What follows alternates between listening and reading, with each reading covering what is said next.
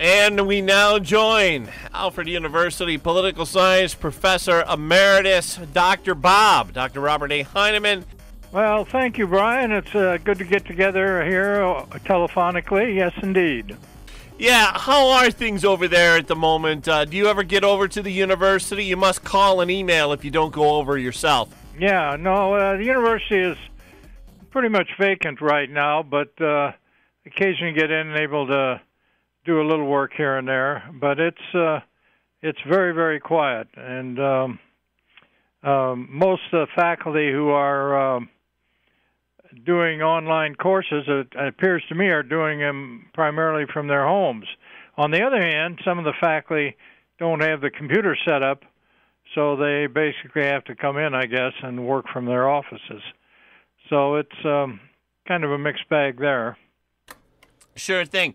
Well, Dr. Bob, outside of the COVID-19 issues, the state budget, Assemblyman Joe Giglio, State Senator George Barlow, and other Republicans put out statements criticizing the governor's budget. Did you have any thoughts on the state budget? Well, I think the important thing here, Brian, is for people who pay attention to the news and events should try to avoid letting this virus be the total focus of what's going on, because I do believe that some of our other political leaders are taking advantage of this to move toward things that they'd like to see done and try to avoid as much public attention as possible. And the New York State budget is, I think, clearly one of those.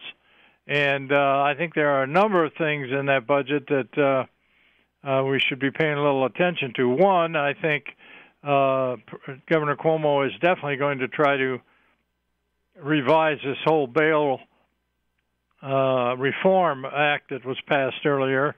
I think they clearly are going to try to give judges more discretion in when and when not to impose bail.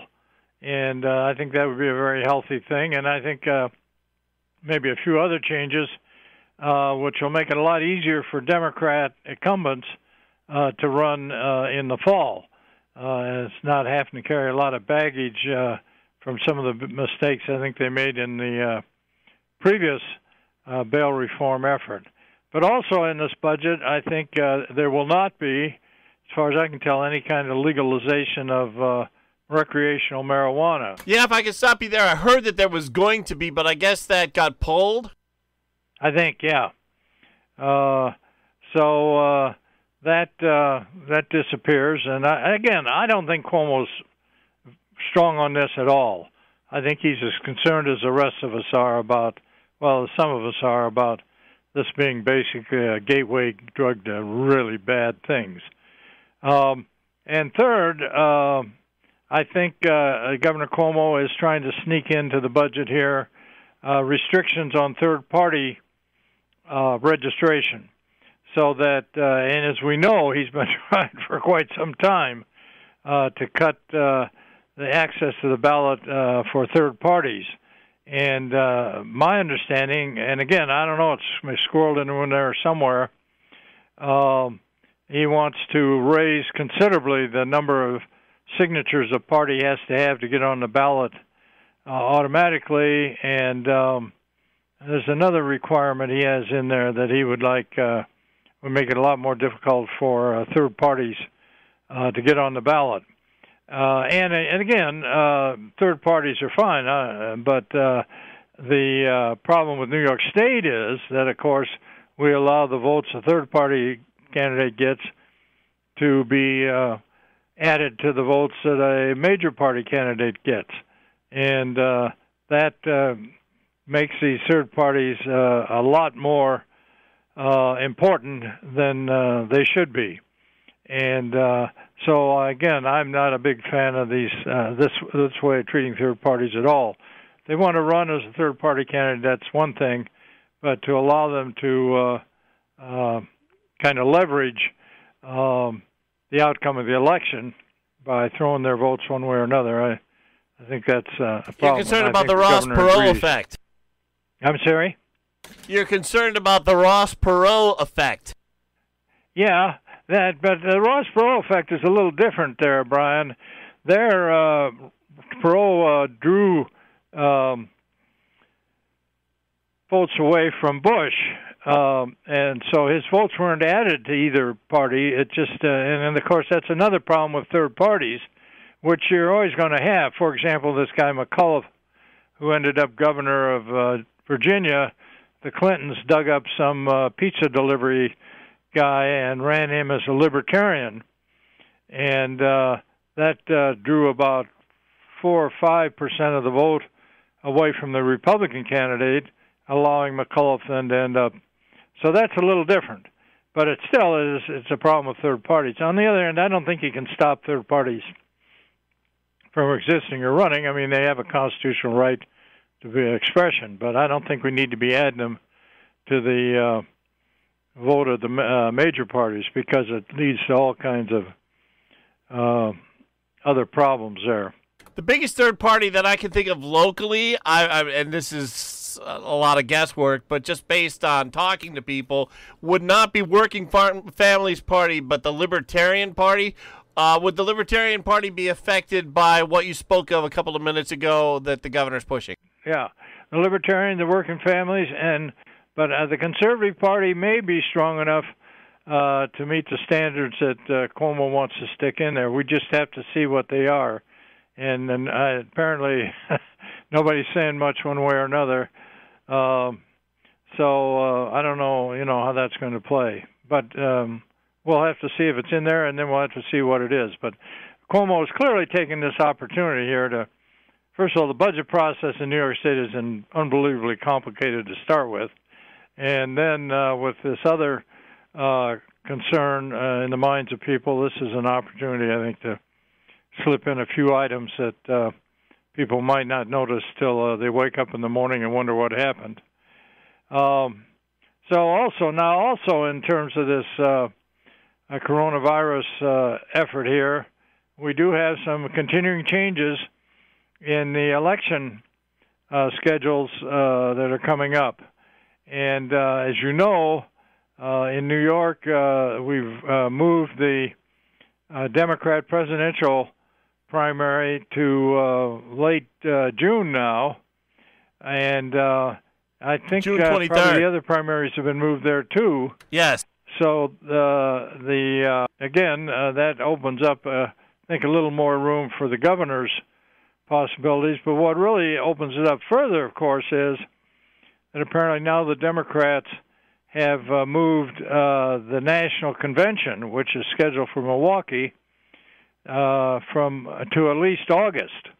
And when it says at least August, they may move it later. Now that does open the opportunity for other candidates to get involved in the race, it seems to me. So I'm thinking Governor Cuomo may continue to be a sort of a force here in this whole effort.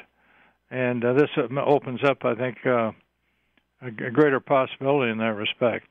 So something to watch there, Brian. Yeah. Talking to Dr. Robert A. Heineman, Nancy Pelosi has put Congressman Clyburn in. He's put Congressman Clyburn. He's the guy from South Carolina that threw his support behind Biden down there. Right. To give Biden. And I think he may have a position in the House as not majority leader, but maybe majority whip or some other spot. This is, I think, and apparently this committee he's putting together, this special committee, will have Republicans and Democrats, so I'm hoping our congressman will find a spot on there. But I think this is going to be more problems than good come out of this. Why so? I think you got $2 trillion there. And you got the Democrats trying to hold on to the House of Representatives and maybe even trying to take control of the Senate. They're going to want to know where that money's going. And I think Clyburn is going to be delegated to try to put the heat on some of these agencies to see that the Democrats are well treated. And, of course, the minority groups and the disadvantaged and all that sort of thing. So it's definitely something to keep an eye on, and I think it could cause all kinds of problems. But, Pelosi's, in some ways it could be a good thing, just kind of keeping an eye on what's going on, but I don't think it's going to work that way. Nancy Pelosi on Thursday afternoon formed a committee to investigate how the coronavirus was handled from Washington. Does that mean another impeachment, Dr. Heineman? We do have a lot of people, of course, criticizing and sniping away, and that's unfortunate. I think everybody that's involved with this is trying the best they can to keep this going. But, again, I see where Senator Schumer is up arguing that this has been mishandled, and so I guess those are the sorts of things you have to put up with here in what they say is a polarized situation. Also, again, with the state budget, as you know, Governor Cuomo was very unhappy that he didn't get more money out of the $2 trillion bailout. Bailout's probably a little too strong. Remedy passed. And one of the problems is, of course, in the area of Medicaid, New York State is one of the few states that drops the Medicaid costs down onto the county's tax base. And so Cuomo is trying to drop more expenses down onto the counties in this coming budget. I think wanted support from the feds to give him some support to do that. But the way I read it, what the feds have done is, in a number of cases, provided that money directly to counties and cities around the country, not allowing the states to take their share. And that has, I think, Mr. Cuomo a little unhappy too. Mr. Cuomo a little unhappy too. So, there's a lot of things in there that are still people will be finding out for a long time to come, I think. Governor Andrew Cuomo concerned about the number of ventilators. He talked about that at the press conference yesterday morning, Thursday. Dr. Heineman, the commentators have been very tough on Governor Andrew Cuomo on this issue. I'm glad we have free speech. I'm glad that there's no law that you cannot speak out against a president or a governor during these emergency times. But do you have any thoughts? Some of these commentators, this idea that somehow this is kind of a fake, or that the situation isn't nearly as serious as the president and the governor are making it, I think that really is very misleading, and frankly may actually lead to some additional cases of one sort or another where people try to ignore the guidelines that have been laid out. I mean, if you got commentators in the press saying, well, a lot of this is all make-believe. What they'll do is they'll list all the statistics of other diseases and say more people died when Obama was president of H1N1, swine flu type stuff, or they'll list how many people normally die of the flu, and they'll go off on this, that, and the other politician, and they'll go off on Fauci.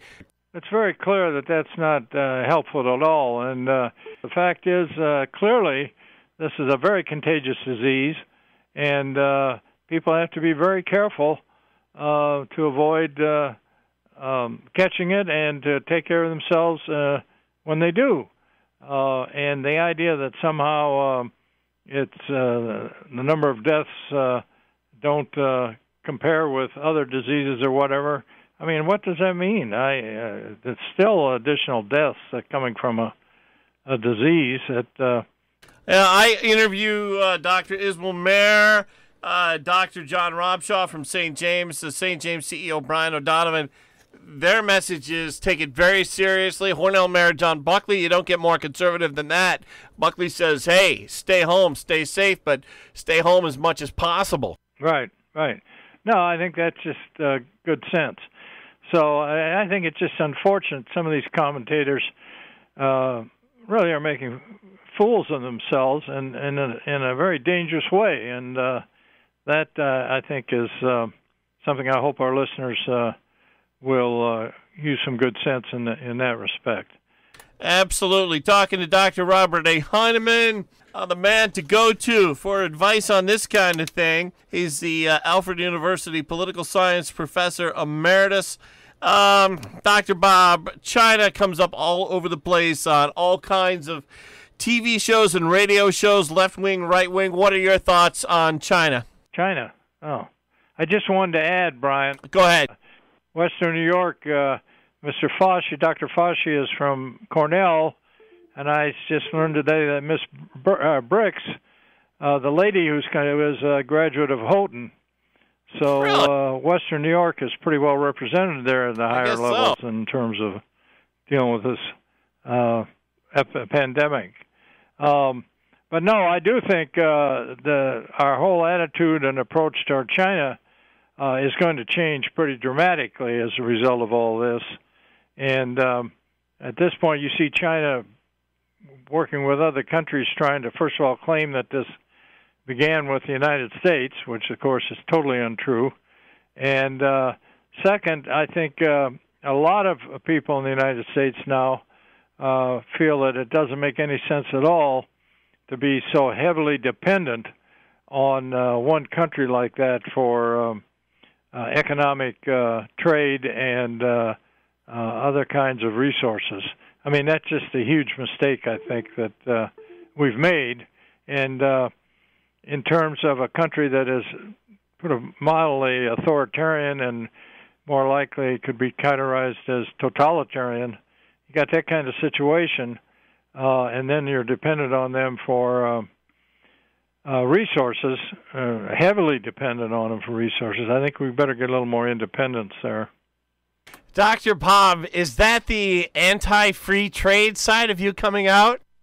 It certainly is, yes, it certainly is. And I used to be a big free trader, I have to tell you, but looking at it in a more objective sense, free trade, first of all, the United States was not founded on free trade. We had heavy tariffs and limitations on imports from the British right from the beginning.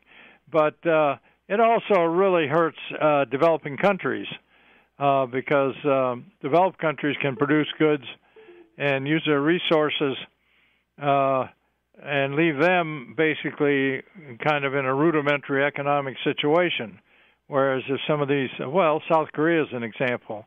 South Korea pumped up their tariffs and such on their industry and protected their industry, and they're very pretty developed a country these days, industrially and such.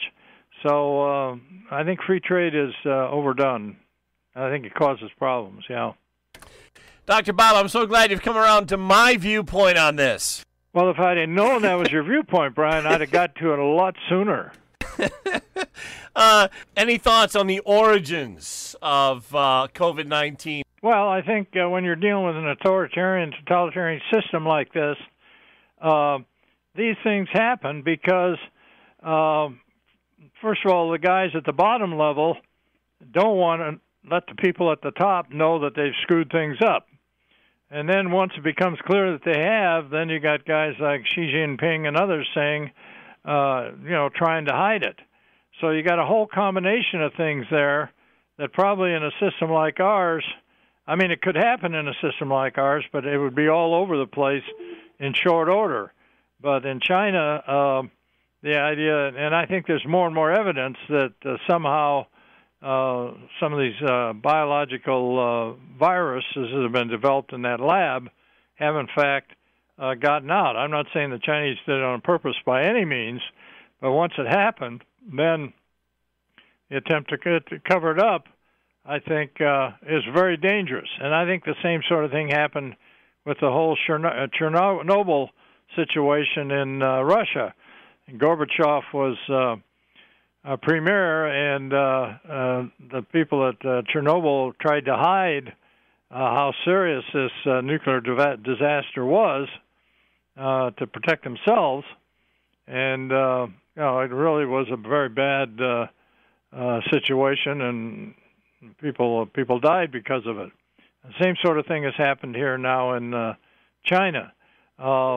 So that's what happens when you're dealing with these kinds of systems. Even if they're not trying to do anything conspiratorial, the system is set up so it's not easy at all for people to accept responsibility or take accountability in that situation. It looks to me like that's kind of what's happened here. Dr. Bob, do you hear that sound? Are we on our way out, Brian? And we were having so much fun. Well, carry on, Brian.